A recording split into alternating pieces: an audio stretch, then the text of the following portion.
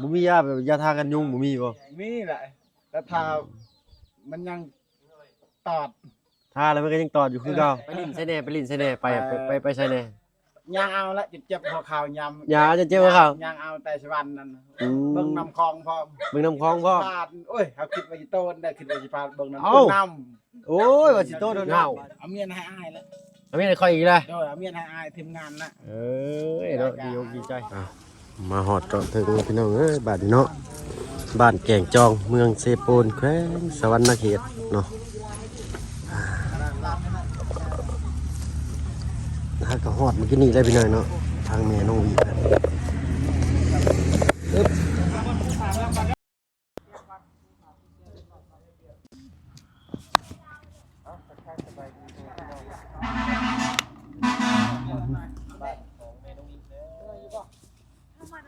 ธรรมดาบอกอยากนอน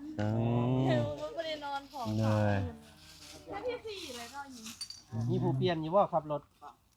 มีผู้เปลี่ยนผู้เดียวเลยผู้นั้นได้ครับเปลี่ยนบ่ครับเป็นเตลบริต่อใบขับขี่เพิ่นยังมีใบขับขี่เพิ่นเลยยังบ่ทันครับเนาะมันกำลังไม่ดีได้ลำโบฮะอะไรดูอยู่นะฟังให้ลูกจะบ่ดื้อเสื้อก่อนบ่ธรรมดาพี่น้อยเนาะเด็กน้อยธรรมดาโอ้บ่ได้มาบ้านเก่งจองนี่ก็แต่ดนพี่น้อยเนาะบ่ได้แวะเข้ามา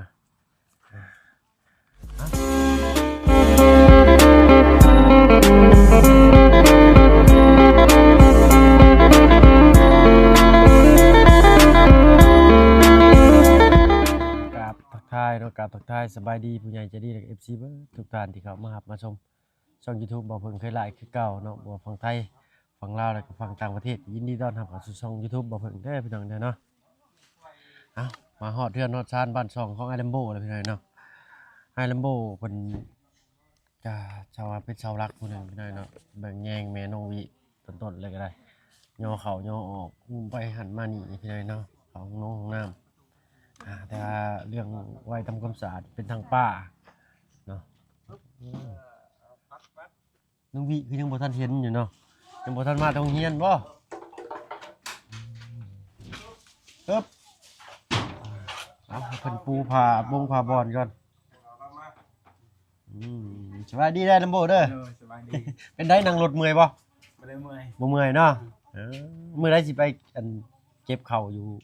ให้ประมาณมื้อนี่นะวันจันทร์พอดีเนาะวันจันทร์นะว่าอาทิตย์จะพักเนาะโดยนี่แหละการหลักๆก็มีแต่ทางไอ้ลำโบเพิ่นนี่แหละพี่น้องเบิ่งแยงแม่น้องวิอุ้มเข้าห้องน้องห้องน้ำว่าซั่นซะเนาะรถเข็นเพิ่นก็ยังอยู่เนาะตู้เย็นตู้ย่างโอ้บ้านหลังนี้ก็ถือว่างามพอสมควรได้พี่น้องเนาะ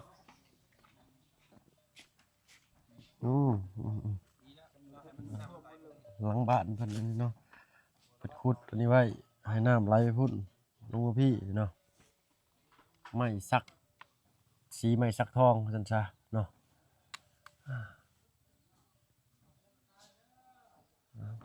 ใส่แม่ไปลงมาก่อนครับ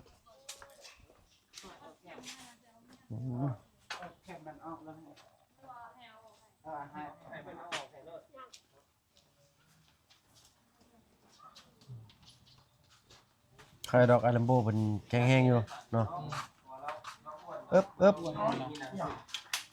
นักกว่าเก่าบ่ไอลัมโบนักกว่าเก่าแล้วให้เรานั่งมึงอยู่ลองเฮานั่งเบิ่งบัดไอ้นบ่เรานอนมาบัดมื้อน่ะมีตะกูมั้ยตะกูน่ะตะกูนั่นลองนั่งมึงก่อนพับแข้งคอยเด้อแขนมีในห้องสั่นเนาะโอ้พาปูเพิ่นกระบ้างกันเนาะค่อยเจ็บขาบ่เราเจ็บขาบ่แค่นี้น่ะติเอาน้ำเถิงเนาะเอาเสื้อยับขึ้นพี่ก็ได้เฮาเถิงเอานั่นได้บ่ปิดประตูเข้าล็อกเลยก็ได้เนาะ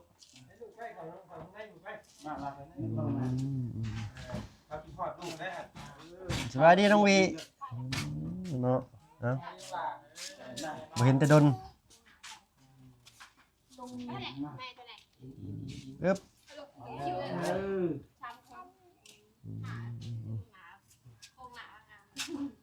ใช่ป่ะ เอาอีกเลย ออกมามึงเขาอย่าล่มเลยนอนลายเลยได้สิต้องให้เราลุกนั่งเนาะ แม่เบี้ย อัดประตูมุ้งยำเข่า ปิดประตูก็ได้ล่ะบ่ปิดประตูเลยล็อกไว้ให้เพิ่นพิงอะนะ ล็อกดี ล็อกก่อนล็อกก่อน โอเคเอามอนมาอีกก็ได้ เอ้ย มอน ให้มัน ลงมาหลายๆรถมองเลยแล้วก็ นี่นายยาได้เนาะนายยานะ เขียนเพิ่นก็ยังอยู่พี่น้อยเนาะใช้ได้ปกติอยู่ ฮอดบ้านแล้วเด้อ จะต้องยาได้ ชื่อพวกกันเจะคลองนะชื่อพวกไงฮะชื่อเนาะดีใจว่ามาหอดเดือนแหละ เอาตรงนี้เลย ไปย่าง เอาคมก็ได้คม โดยเอาเลยเอาเลย เดี๋ยวขอเช็ดไหม ทาง มันจะเนี่ยนี่ ผู้พายเพิ่นสิถอดเข็มให้ เดี๋ยวพยุงเรานั่งเทิงน้ำมันจัง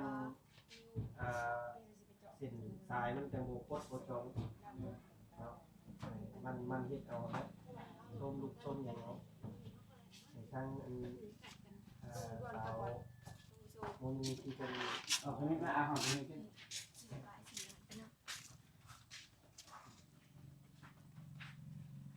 ทำจริงเนาะมันก็นอนบนเลยมันเหยียดสิ่งนี้ตึง แล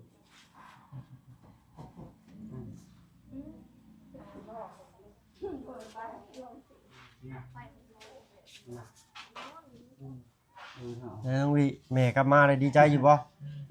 ดีใจเนาะ อยู่น้ำเน่ได้บัดนี้เด้อน้ำเน่เนาะเอาเข่าเอาน้ำให้เป็นมาพี่มาอยู่เข่าของความเฮียนกับเข่าที่จะได้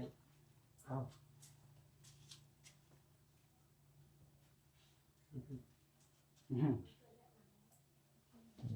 เบี้ยเอา เนาะ เอาน้ำให้เรากินเลยให้เรากินอยู่บ่มีทาง กินได้ลำพังกินมังไม้พ่อ เมื่อกี้เลยแบบโบเห็นโค้งนุ่มด้วยได้พี่น้องเลยอันนี้นะเราเกิดมีขึ้นได้บาทนี้เนาะจะเป็นผู้ชาวขึ้นไม่ได้บาทนี้เออเนาะ เอานั่งนอนมาเดิน พักผ่อนเอามอนลงมาอีกเอาผ้ามาม้วนใส่ข้างหลังเรา โอเคเดี๋ยวคุณมาเบิ่งทางหน่วยกูใครเขาก่อนเนาะฝากมือ หา เนาะ ข้าวอีกเนี่ย ใช้ลูกเมียอยู่ใช้แม่น คุณนะ ไปหามึงอยู่เมียกินฮอดบ่จัก ยาวเมียนะ อย่าเมียเลยไปจักมือนี่ ไปประมาณ5 มื้อ กินฮอดเมียอยู่บ่ บ่กินฮอดแล้วเมีย เอ้าว่าซะ ให้แล้ว กินฮอดให้กินฮอดแต่ให้ กินฮอดแต่ให้แล้วให้มันโตเขามัน เมียได้ยินเนี่ยฮะเมียสิให้แล้วบ่กินฮอดเมียเนาะ ยาวเมียแล้ว เออเนาะ มาทองก่อน อืมใช่เพิ่นบ่ได้ไปเก็บข้าวบ่มื้อนี้ เยอะ ซื้อได้เจาะซื้อได้เลย เออ ซื้อไว้ซื้อไว้อีกคนหนึ่งคนหน่อยคนนี้ป่ะ น้องจะไปใช่ซะ ใหญ่น้องไป เอาไปทางน้ำเมียป่ะ มื้อใดไปให้ลืมส่วนเด้อเนาะให้ไปนำแน่เนาะอยากไปนำไมลำโบพี่หน่อยเนาะ ขึ้นเขาว่าซั่นซะเนาะทางใดให้เจ้าลำโบ ทางเพื่อนผู้เฒ่าคนนั้น เนาะขึ้นไปในบ้านนั่น เลย บ่อนที่เฮาเลยด่านมาเนาะ เลย ขึ้นไปในบ้านเมืองจันทน์ขึ้นไปพุ่นพี่หน่อยเนาะ เลย เป็นได้ฮอดเรือนฮอดซานได้โล่งสบายอยู่บ่ ไปก็ช่วย เนาะ ยังญี่ปุ่นมีอย่าง ไปอยู่พุ่นได้ซะ ไปญี่ปุ่นนะ แม่น อุกใจ อุกใจ โดยอุกว่าคือว่าแล้วละไปนี่บ่มีเงินมีคำคิดว่าแม่ญี่ปุ่นพอญี่ปุ่นมาซอยเนี่ย เลย บุญน้ำลาวเลยมีซอย เนาะวิดบ้างได้บัดนี้เนาะมีแต่ฝากทั้งเจ้าเบิ่งเอื้อยเจ้าได้บัดนี้เนาะ โดย บ่เป็นหยังเนาะพี่น้อยเนาะอันดัมโบเพิ่นแข็งแรงอยู่ โดย ยกย่อเขางห้องน้ำก็มีแต่เพิ่นโอ้ยุงครบแล้ว มันยุงครบหมดนี่ อ๋อน อน นอก เลย บ่มียาแบบยาทากันยุงบ่มีบ่ มีแหละแต่ถ้ามันยังตอด ทาแล้วมันก็ยังตอดอยู่คือเก่ายุงนี่มันอันตรายเลยเนาะ เลย ใช่ลูกเกิดจะคนก็4บ่หรือ3เฮ้ยสบายดีสบายดีเป็นบ่ ชื่อได้ลำโบลูกเจ้าเนี่ย อาทิตย์ อาทิตย์ เลย คนนั้นเด้ร้านนั่นลืน อันนี้ลูกผู้น้องนี่ อ๋อลูกน้องเจ้า เลย น้องเจ้าชื่อยังก็ชื่อ แล ชื่อเบาแหล่ ชื่อว่าแล อืมเป็นไดเพื่อนชาติบ่ได้มาเห็นถึงพาไปเลยเบิดบ่จักย่างเนาะ ยาก ใช่พาย่างรอผมด้วยนะบ่ เลย ย่างรอผมเพื่อนจะอยู่ เลย มันมาแต่หึงนี่พี่น้องเนาะมาอยู่แต่ว่าบ่ได้แตะเข้ามาหาทางครอบครัวเพิ่นเนาะปลาโตยังอยู่เนาะพาเนาะ นี่เด้ ทนแดดทนฝน ดินพรมเผา แมงไหม้คิดจะเฮ็ดขึ้นไปเฮ็ดห้างใช่ซั่นซะเนาะ เลย เอาผู้ใดได้ซะน้องเพิ่นชื่อหยังก็น้อง น้องนั่น แม่นลูกเจ้าคนหนึงนี่ คิด ชื่อคิด นะ อันนั้นร้านจะบ่น่ะ ล้านไปของมอนำกัน อ๋อเพิ่นชื่อเท่าใดก็ น้อย น้องน้อยอายุจักปีแล้วน้องน้อยร้านจะน่ะ บูฮูจ้ะ มื้อแรงนี่สิกินหยังกินข้าวกับหยังบัดนี่เจ้า ยังทำเมียนะ ยังถามเมียใส่ไปถามเพิ่นดูไปถามเพิ่นดู เมีย มียังกินข้าวถามเพิ่นอยู่ เชื่อป่ะ โอ้เพิ่นสิสารพาของก็เป็นไปย่างกับพี่เขาไปให้ใกล้ๆให้เมียหากินฮอดกินถึงแหน่เห็นว่าก็ได้เนาะน้องแก้มบาทหนึง ก็กินฮอดแล้วเมียกินฮอดให้ละ บ่แล้วบ่กินฮอดให้ กินฮอดให้ เออ ให้มันตกดินแล้ว เนาะเพิ่นยังเป็นห่วงข้าวห่วงน้ำมันอยู่เนาะเครียดแล้วบัดนี้เมียเครียดแล้วสบายดีเด้อเด้อเอ้ยชื่อหยังก็น้อยลืมไปแล้วพี่น้อง น้อยมีกันน้อย อันนั้นก็น้อยน้องน้อยสบายดีน้องล่ะสบายดีอายุจักปีล่ะเจ้า15ปีทางใดก็เฮือนเจ้า ละไม่ยังปะละไม่ยังปะ วิทย์ครัวขึ้นไปแต่อยู่พี่ บ้านเลิก อ๋ มา อโดยนะโอ้เพิ่นเฮ็ดฝรั่งไงของ เลย เป็นเนาะเจ้าก็เนาะผู้หญิงเพิ่นก็เฮ็ดเป็นพี่น้อยเนาะทางเนี้ยทางบ้านเฮานี่โอ้ยเฮ็ดบ่เป็นนะผู้หญิงนี่เนาะเฮ็ดใช้รถอันมอเตอร์ไซค์ห้างคันนั้นไปใช้อันนี้บ่ บ่ คันหนึงไปใช้ซะ มีรถเข้าพา อ๋อเพิ่นมาฝากไว้ เลยเอาไปซื้อรถยูเวียดแล้วคนมาพารถอยู่นี่เอ้ยน้อง เพิ่นไปซื้อรถอยู่เวียดแล้วเพิ่นเอารถฝากไว้นี้ เลย รถคันมอเตอร์ไซค์ห้างจะไปใช้ระบบ น้องเขาเอาเมื่อแหละ เอาเมื่อแล้วเลย โดยเอามือใส่อยู่พุ่นบ่ บ่แบบตอนแรงแหละบอลเลมโบไปนอน ไปทุกคนแหละเพิ่นมานอนเป็นหมู่คอยเด้อ โอ้โดยน้องเจ้าเลยเอารถมอเตอร์ไซค์ห้างนั่นเมื่อ เลย อ๋อเพิ่นมานอนนำไว้น้อยช่วงเวลาที่ไอลัมโบบ่อยู่ซั่นซะเนาะมานอนเป็นหมู่เพราะว่าเพิ่นก็ผู้หญิงผู้เดียวลูกจักคนก็ลูกชามบ่สามคน ลูกซอง สองคน เลย ผู้นี้ได้ซะขาเพิ่นเป็นหยังก็ผู้หนึงน่ะ ครับ คิด เป็น น้องคิดบ่ เลยคิดนี่คิด เป็นแต่เกิดอยู่นั่นเนาะขาเพิ่น เป็นแต่เกิด จักเอิ้นว่าโลกหยังก็บ่ฮู้กันเนาะเป็นได้เพิ่นพาขี่รถมานั่นม่วนอยู่บ่ตื่นเต้นอยู่บ่ เหมือนไว ไวเนาะ เลย ไปสวรรค์ครั้งแรก ไปสว่างครั้งแรกเลย ไปเฮ็ดหยังเนี่ยไปเฮ็ดนั่งอยู่นั่งเอาเหล้าสู่เมียฟังอยู่นั่งอยู่นั่งแล้วก่อนตะกู้ก่อนบอกเมียอยู่ว่าไปเฮ็ดหยังเนี่ยมันจะไปนะ ไปตัดผมนะ โอ้ ตัด รอ ผมนะ เอ้ยน้อยเป็นได้เพิ่นไปตัดผมอยู่สวรรค์รออยู่บ่ รอขึ้นตัวเก่าร อขึ้นก็ก้าวเนาะโอ้ยเนาะได้อันไอ้น้อยคิดฮอดไอ้ลัมโบอยู่บ่ ขึ้นทอดอยู่คิดฮอดอยู่เนาะ เลย เพราะว่าเพิ่นเป็นผู้ชายผู้เดียวอยู่เรือนเนาะเป็นหลักเป็นแหล่งเนี่ยเป็นนั่นน่ะเสาหลักของบ้านหาอยู่หากินซั่นซะไปจักมื้อ5มื้อไอ้ลัมโบอะนอนเกลือยุงก็ยุงครบแล้วโอ้เนาะ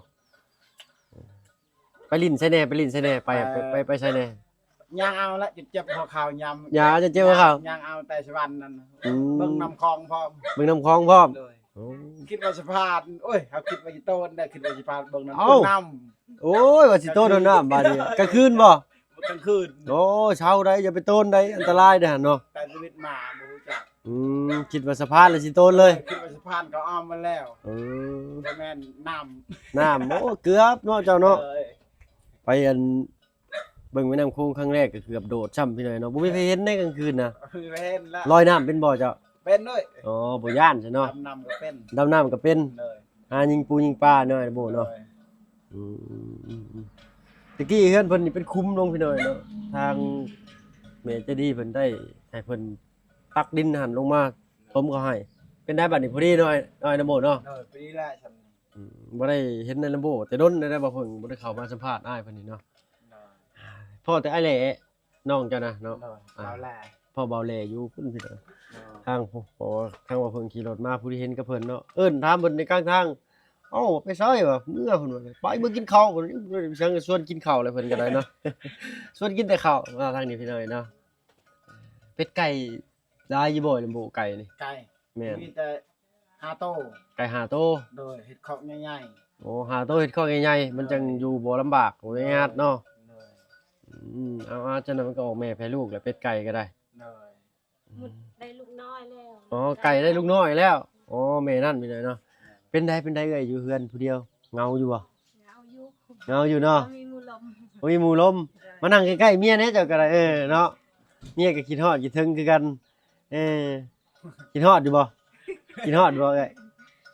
คิดฮอดเลยเนาะหอมแก้มแม่ลำโบให้เบิ่งนี่คันว่าคิดฮอด อาย อายเขาเนาะโอเคยังไว้หอมมื้อแรงสองคนเนาะ เลย เนาะอ้าวก็เป็นแบบว่าครอบครัวอบอุ่นนะฮะอีกมุมมองหนึ่งไว้ชันทราบพี่น้อยเนาะแบบว่าด้วยความแบบว่าใส่ซื่อกันนะเนาะแบบว่าถามจริงๆตอบตรงๆถามตรงๆก็ตอบตรงๆเลยเนาะใช้ไอ้ระบบแถวนี้บ่ได้ปลูกหยังบ่ ปุ๊บบ่มีจักรยานตัดจักรยานก็ตายแล้ว จักรยานก็ตาย โดยกินมันมีมัน อืม มัน เศร้าเข้าเลยบ่ของน้ำในป่านี่ มอเตอร์ไซค์เลย บ่ได้ใช้ของน้ำในป่าเลย ไม่ใช่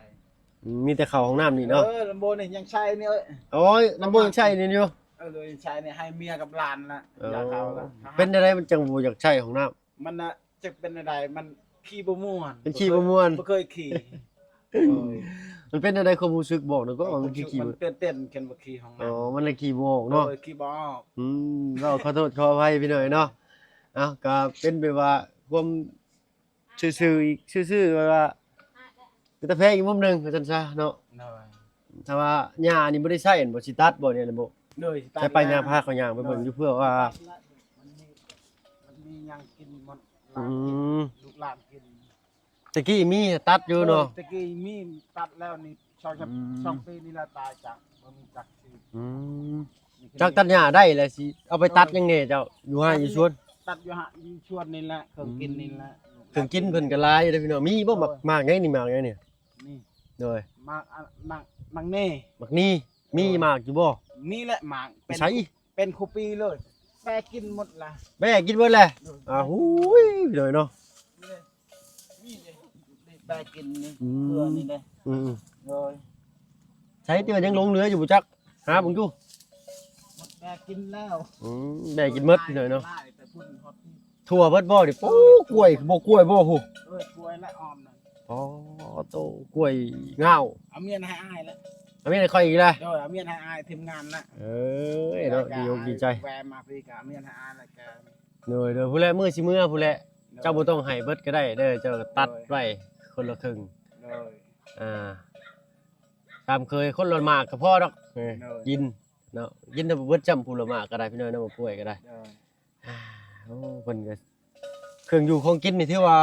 ครบเนาะระบบปั๊บๆเตียนสิตอดโอ้ยเนี่ยกัดขาค่อยเลย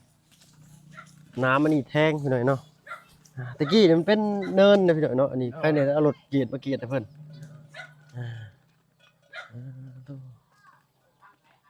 จะปลูกหยังก่อยระบบปลูกมันบ่หรือปลูกกล้วยสวนใน ชวนเนี่ยช จะ แม่น นะ แม่น ปลูกมัน ปลูกมัน โดยปลูกมันบ่ได้หลาย ปีหนึ่งขายได้จักล้าน ปีหนึง เลย ปีหนึงมีแต่2ล้านเอา อ๋อ2 ล้านบ่ได้จ้างหยังบ่ได้จ้างกัน บ่ได้จ้างเอาแห้งเอา อ๋อเอาส่งแห้งเอาเนาะ โดยบ่มีเงิน อื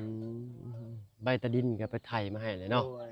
ดีใจบ่ ดีใจ เนาะตัวเดียวนี่ดีใจโล่งเลยเนาะ ดีใจนะ เอาเนาะบ่ได้ลมน้ำเพิ่นแต่เฮิงก็คือเก่าอารัมโบก็ได้ โดย เนาะคุกซีนี่ยังใช้ได้บ่ซีน้อยๆนี่ ตายแล้ว ตายแล้ว โดยคิดว่าอารับจ้างนี่ตั้งได้ขึ้นนะ อ๋อได้มันตายสิบ่ โดยตาย อืมเอาเจ้าก็มีแต่ให้เบิ่งแยงทางเอื้อยเจ้าดีๆเนาะแม่น้องพี่มันสิได้บุญได้กุศลได้นี่ได้ โดย เนาะดูแลผู้ป่วยนี่พี่น้อยเนาะ โดย มีแต่เครื่องตัดหญ้าเนาะ โดย อยากได้บ่เครื่องตัดหญ้านี่ ได้แล้ว สำคัญเลยเนาะ โดยสำคัญนะสำคัญ ถ้าว่าบ่มีเครื่องตัดหญ้าที่ใช้ระบบอันนี้เฮ็ดได้เอาผ้าทางเอาบ่ ผ่าทางบ่ไหว บ่ไหวเนาะ โดยบ่ไหว มันลาย มันลายมันหกเพราะมันบ่ได้แปลน อืม บางเทื่อก็ถึกหินบางเทื่อก็ถึกตีน อืม โดย บาทเลยเนาะ โดยบาง เอาพี่น้อยเนาะเอาเพื่อว่าค่อยโชคดี โดย เนาะ สิจัดเครื่องตัดหญ้ามาให้ เด้อ โดย เนาะ ดีใจแล้วกันมี เออเนาะสาธุขอให้เพิ่นได้พี่น้อยเนาะขายมันหมดเลยเนาะ โดยขายมันละ ขายมันชื่อเอาเนาะ โดย เพื่อสิ โอ้มันบัดได้2 ล้านเครื่องตัดหญ้าบัดล้านปลาย โดยกินข้าวพร้อม ชื่อข้าวพร้อมเบิดพอดี โดย เอาเนาะบ่ได้ปีนี้ปีหน้าก็จังว่ากันใหม่น้อยลำโบเนาะ โดย เอาสู้ๆทางน้องก็เป็นกำลังใจให้เนาะ โดย ที่สำคัญก็เห็นใจเพิ่นน้อยลำโบนี่ถือว่าสุดๆเลยเบิ่งแยงเอื้อยผู้พิการเนาะแม่ของน้องวิย่อเขาน้องของน้ำคือว่าพี่น้อยเนาะเพิ่นผู้ชายผู้เดียวน้องเพิ่นบ่แหละก็อยู่เพื่อนนั้น โดย เอาทางข่อยสิไปทางอื่นก็ได้อเด้อไอ้ลำโบเด้อ โดย เนาะมีแต่เจ้าเบิ่งเอื้อยเนาะ โดยสบายดีเด้อ ถูกเนาะไปก่อนไปกันเด้ออันชื่อแล้วก็เอ้ยนางเอ้ยน้อยเนาะโอ้กล้วยเพิ่นก็ปลูกอันนี้ก้นมาปลูกใหม่เนาะลำโบ โดยมันหัวกินละ ขึ้นวิทย์หรืองัวใส่เพื่องัวดึงกินใบยอดฮักตัดออกก็ได้อยู่นี่เนาะสำหรับคลิปนี้ถ้าบ่เพิ่งก็สิขอตัวลาลงแล้วพี่น้อยเนาะพบพอกันคลิปหน้าก็แล้วกันเนาะขอบคุณผู้ใหญ่ใจดีเนาะทุกท่านที่สมทบซอยบ้านซอยครอบครัวแม่น้องวิเนาะซอยครอบครัวน้องวิเนาะถือว่าเพิ่นก็กลับมา50%เลยได้นี่เนาะเลือดในโตเพิ่นก็มีอยู่20%บ่โอ้ยดีใจนำพี่น้อยเนาะจากคนที่แบบว่าติดเตียงเลยนะจนบ่มีแรงจนมีแต่หนังหุ้มกระดูกบางๆน้อยๆได้แขนเพิ่นก็ได้มาวันนี้ทางแม่เพิ่นก็คือว่ามีหน้ามีแก้มหน้าตาเต่งตึงขึ้นพี่น้อยเนาะแขนขาก็เริ่มแบบว่ามีซีดมีหนังขึ้นมาเนาะถึงสิบ่หลายก็ถือว่าดีขึ้นนะเนาะเพราะว่าอยู่น้ำแพทย์น้ำหมอเพิ่นทางสวรรณเขตก็ถือว่าโอเคเลยพี่น้อยเนาะทางบ่เพิ่นก็บ่ได้ค่อยเข้าไปเพราะว่าเกี่ยวข้าวว่าซั่นซะเนาะรอดล่มรอดตายมาเกี่ยวข้าวเกี่ยวน้ำก็ได้เนาะสำหรับคลิปนี้เว้ากันหลายยายกันห่างพี่น้อยเนาะทางซ้ำกกซ้ำเคยก็ได้มาฮอดจอดถึงนี่เด้อพี่น้องเด้อเนาะเซโปนเนาะก็สิขอจบลงแต่เพียงเท่านี้ก็แล้วกันพี่น้อยเนาะพบพอคลิปหน้าก็แล้วกันเนาะยังมีรถเข็นกับทางน้ำอยู่ในรถเนาะว่าสิเป็นของไผพี่น้อยเนาะแล้วก็มารอบนี้เนาะทางหมู่บุญสารวัตรนะครับต่างหน้าเป็นสะพานบุญให้ต่างหน้าผู้ใหญ่เพิ่นเนาะมีจิตใจเอื้อเฟื้อเผื่อแผ่อยากแจกข้าวแจกของโอ้ยดีใจหลายพี่น้อยเนาะเอาว่ารุ่นเหมือนกันว่านี่รถเข็นคันนี้กับทางน้ำสิเป็นของไผเนาะโอ้ดีใจนำแต่ก็มีเสื้อผ้าแจกอีก2 กระสอบใหญ่เลยเนาะ เนาะชื่นใจว่าซั่นซะเนาะสำหรับคลิปนี้ลาแล้วพี่น้อยเนาะพบพอกันคลิปหน้าแล้วกันเป็นว่าสบายดีจ้ะ